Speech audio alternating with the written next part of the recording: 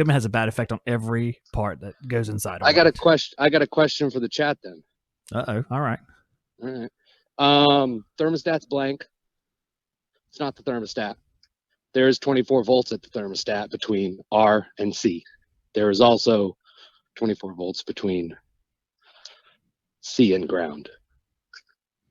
Between C and ground. Yeah. Huh. Because C sometimes is grounded. So that's interesting. Right. So, I mean, that was kind of maybe a softball one. Then I maybe shouldn't add the last thing, but the screen is blank and it does have power between R and C, and there's 24 volts between C and the ground itself. Well, okay, I'll let them answer it.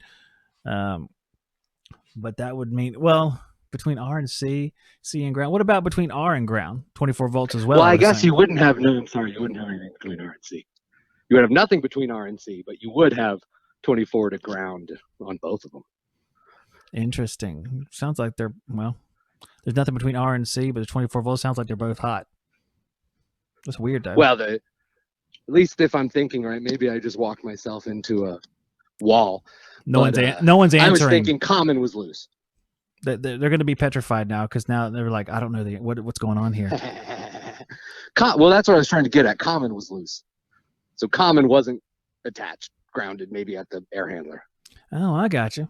Yeah, I see. I see the commons getting loose, and you get all these weird voltages and stuff. So it's just like having like a neutral loose on a 120 circuit. All of a sudden, you measure, and it's like 73 volts. What's wrong here? And there's like a neutral loose somewhere along the line. Yeah, but that sucks too, because then you don't know where it's at. No. No, I was just trying to give a question for a question because I felt he was maybe fronting.